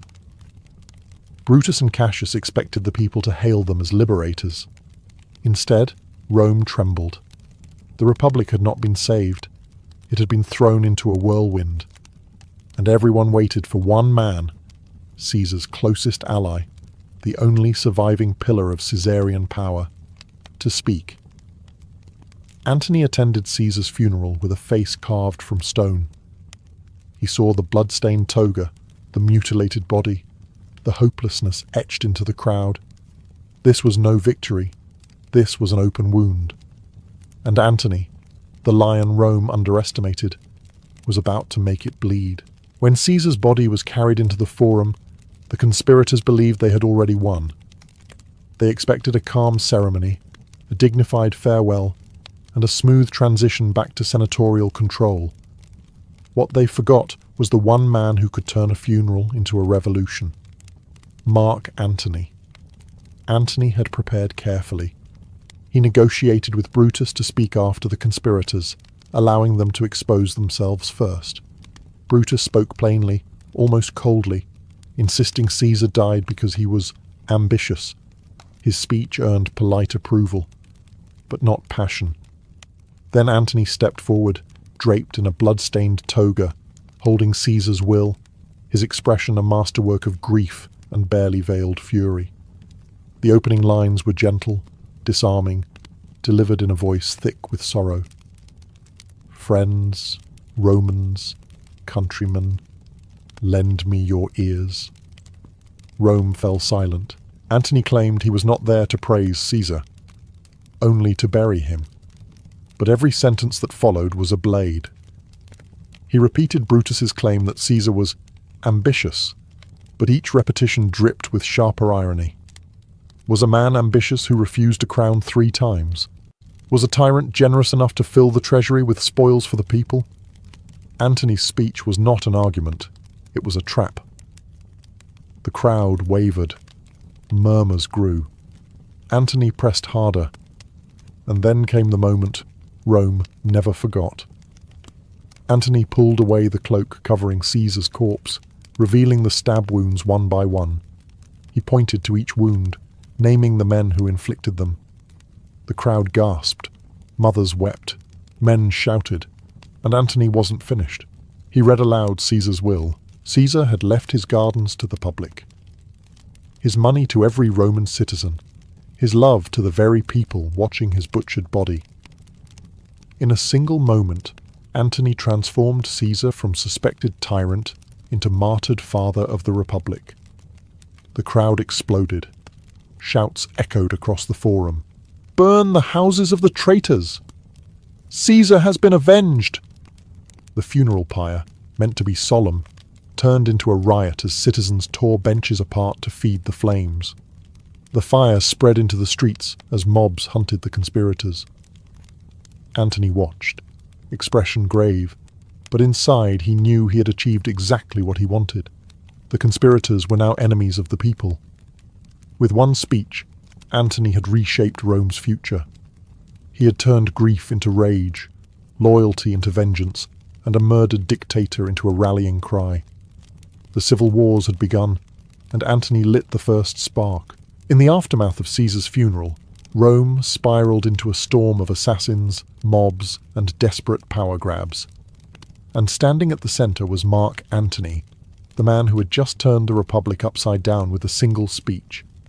But even Antony could not rule Rome alone. The conspirators had fled east, armies were forming, senators were panicking, and in the shadows stood a quiet, calculating 20-year-old with Caesar's name and bloodline, Gaius Octavius, later known as Augustus. At first, Antony underestimated him. Everyone did. Octavian looked fragile, scholarly, too young to lead. But he had Caesar's inheritance, Caesar's loyal veterans, and Caesar's genius for propaganda. Rome began to divide. Some backed Antony, the heir in spirit, others backed Octavian, the heir in law. The Republic trembled again. Yet neither man could defeat Brutus and Cassius alone. So in 43 BCE, on a cold patch of ground near Bononia, Antony, Octavian, and Marcus Lepidus met and carved the Roman world into 3 parts. This was not a polite agreement. It was a cold-blooded pact, sealed with mutual distrust. Together, they formed the Second Triumvirate, a legally sanctioned dictatorship over the Roman state. Their first act? A massive purge. They drew up lists of enemies, hundreds of senators, thousands of equestrians, who were to be executed or exiled. Cicero, Antony's most vocal enemy, appeared on Antony's list. Octavian allowed it. Cicero was hunted down and killed, his hands and head nailed to the rostra, as Antony's brutal message to Rome: "This is the price of crossing me." With their home front secured, the triumvirs marched east to face Brutus and Cassius. Antony commanded the left wing at Philippi, where he fought like the soldier he had always been. In the dust, shouting orders, rallying troops personally. Octavian, sick and inexperienced, stayed in his tent. But Antony's victory became their victory, and together they crushed the last hope of the old republic. Brutus and Cassius fell on their swords. Liberty died with them. After Philippi, the triumvirate divided the spoils again. Lepidus was pushed aside like a servant. Octavian claimed the west, and Antony took the east, the wealthier, older, culturally richer half of Rome's empire. It was a prize worthy of a conqueror. But the east held more than riches. It held Cleopatra.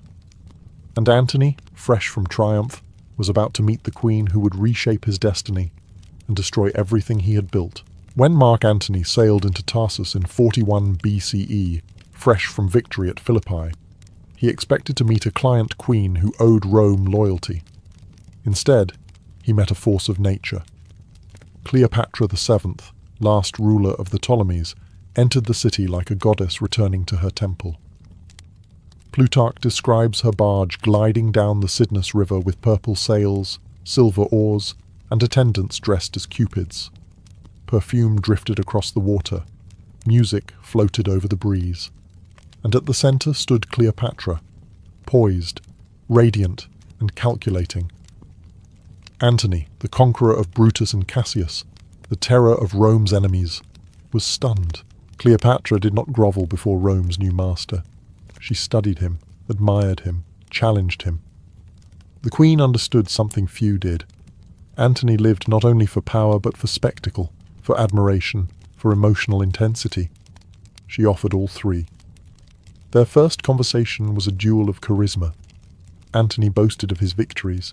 Cleopatra countered with tales of her lineage, her studies, and her command of languages, 9 in total.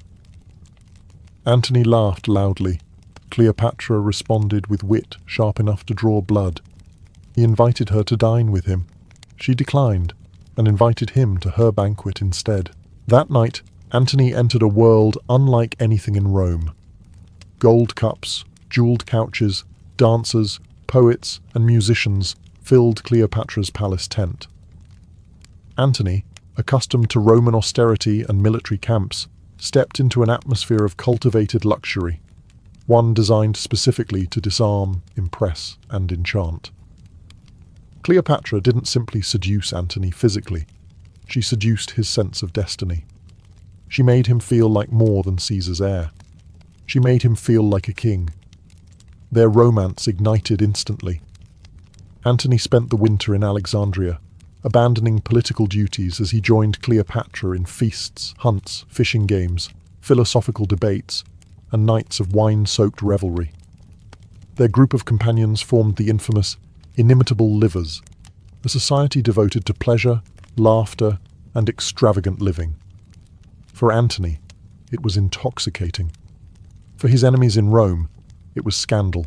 Cleopatra understood the stakes better than Antony did. She needed Antony's protection against rivals and against Rome itself. Antony, meanwhile, saw in Cleopatra a partner who matched his intensity, his ambition, and his desire to carve out a new empire in the East. But Rome was watching. To the senators and citizens, Antony was no longer the lion of Caesar's legacy. He was a man bewitched, corrupted, transformed by an Egyptian queen. And Octavian, quiet and patient, was preparing to use this perception like a knife. Antony had found love, power, and purpose in Cleopatra. He had also found the beginning of his downfall. While Mark Antony indulged in the splendor of Alexandria and the intoxicating world Cleopatra built around him, Octavian was transforming himself into Rome's savior. What Antony saw as a temporary escape, his rivals saw as a golden opportunity. Every feast in Alexandria, every rumor of luxury, every whispered story of Egyptian influence became ammunition. Antony thought he was secure. Octavian knew he was vulnerable. The triumvirate was already dying. Lepidus had been brushed aside, his power stripped after a failed rebellion. Rome now had only 2 giants left, and the city could not contain them both. Octavian controlled the west, the heartland of Roman identity. Antony controlled the east, the wealthy engine of the empire. Cooperation was impossible. Suspicion grew heavy as storm clouds. Then came the spark. Antony divorced Octavia. Octavia was Octavian's sister, dignified, intelligent, and beloved by Rome. Antony married her to maintain peace between the 2 halves of the empire. But Cleopatra was no ordinary lover. She was queen, partner, strategist. Antony returned to Egypt and renounced his Roman wife, giving Octavian exactly what he needed. Overnight, Antony became the villain of Roman gossip, the general who abandoned his wife, the Roman who preferred the East to the Republic, the man who let a foreign queen guide his decisions. Octavian twisted the knife deeper. He seized Antony's will, or claimed to, and read it aloud to the Senate. Whether forged or real, it was devastating. The will allegedly stated that Antony wished to be buried in Alexandria beside Cleopatra, that he had given territories to Cleopatra's children, that he saw himself not as a Roman leader, but as an Eastern monarch. Rome's senators gasped. Its people raged. To them, Antony was no longer Caesar's heir. He was an enemy. Antony tried to counter the narrative. He made alliances, secured troops, and issued proclamations defending his loyalty. But Octavian controlled the capital, the Senate, the veterans, and most importantly, the message. He framed the coming war not as Rome versus Antony, but Rome versus Cleopatra, Egypt versus the Republic, civilization versus corruption. Antony suddenly found himself leading an empire that distrusted him against an empire that adored Octavian. The triumvirate had collapsed. The Republic was dead in everything but name, and the final conflict of Rome was no longer about politics. It was personal. Antony and Octavian were on a collision course, and only one Rome would survive them. By 32 BCE, the rivalry between Mark Antony and Octavian had transformed into a full-scale existential crisis for Rome. Their propaganda war erupted into open conflict, and both sides mobilized everything they controlled: legions, fleets, allies, and the hopes of millions. Yet from the moment Antony and Cleopatra sailed their combined forces into the Ionian Sea, destiny tilted against them. Antony had the larger fleet. He had the more experienced soldiers. He had the wealth of the East behind him. But Octavian had something far more lethal. Agrippa, the greatest naval commander of the age. Agrippa seized strategic islands, cut Antony's supply lines, and forced him into a defensive position at Actium, a windy harbour on the western coast of Greece. Antony found himself trapped, unable to retreat, unable to advance and slowly starving. Morale decayed. Disease spread through the camps. Desertions increased daily. Roman officers whispered that Cleopatra should never have been brought along. Her presence fed Octavian's propaganda that the war was foreign, un-Roman, corrupt. Antony insisted she stay. He trusted her counsel, needed her fleet, and could not imagine abandoning the woman who had become his partner in rule and in life. On September 2nd, 31 BCE, the fleets clashed. Actium was not a glorious battle. It was a slow, grinding catastrophe. Antony's ships were heavy, strong, and packed with soldiers, but Agrippa outmaneuvered them with lighter, faster vessels. As Roman arrows darkened the sky and ships locked in screaming impact, Cleopatra made a sudden, desperate gamble. Her squadron broke through the melee and fled south toward Egypt. Antony saw her sails, the distinctive purple banners of the Ptolemies, disappearing into the horizon. In that instant, everything changed. Antony abandoned the battle. He broke formation, turned his ship, and followed Cleopatra. To his soldiers, it was betrayal. To his enemies, it was proof of corruption. To Antony himself, it was a decision born of love, despair, and the crushing realization that the war was lost. Actium annihilated his political authority. Legions surrendered. Allies defected. The eastern provinces declared for Octavian. Antony and Cleopatra fled to Alexandria, their world collapsing behind them like a dying star. In the months that followed, Antony's Roman identity crumbled. He drank heavily, withdrew from command, and watched Octavian tighten the noose around Egypt. Yet even then, he refused to surrender. The lion was wounded, bleeding, abandoned by fate, but not broken. Actium was not the end. It was the beginning of Antony's final tragic stand. After the disaster at Actium, Mark Antony retreated to Alexandria with Cleopatra, clinging to the last remnants of their power. But the world they once commanded was dissolving. One by one, Roman governors defected to Octavian. Grain shipments stopped. Legions surrendered. Even old allies sent word that the game was over. Alexandria became a gilded trap, the final stage on which Antony's tragedy would unfold. Antony tried to rally what remained of his forces, but he was not the commander he once was. His spirit was shattered. He drank heavily, secluded himself, and watched as Octavian's forces tightened around Egypt like an iron ring. Cleopatra, ever the strategist, prepared for the worst, using her fleet to negotiate, hiding treasures and attempting last-minute diplomacy. Antony saw these frantic preparations and mistook them for betrayal. Then came Octavian's final push. In 30 BCE, Octavian invaded Egypt. Antony attempted one last stand with the few soldiers still loyal to him, but even these were outmatched. When Cleopatra's ships surrendered, some say without a fight, Antony believed the woman he loved had betrayed him. News reached him that Cleopatra had taken refuge in her mausoleum, and according to the rumor Octavian's agents deliberately spread, had already taken her life to avoid capture. Antony broke. Believing Cleopatra dead, he did what every Roman general of his generation considered the only honorable ending. He chose his own death. He stabbed himself in the stomach, but the wound was not immediately fatal. As he lay bleeding, another message arrived. Cleopatra was alive. Summoning his remaining strength, Antony demanded to be taken to her. Too weak to walk, he was lifted by servants and carried through the streets of Alexandria.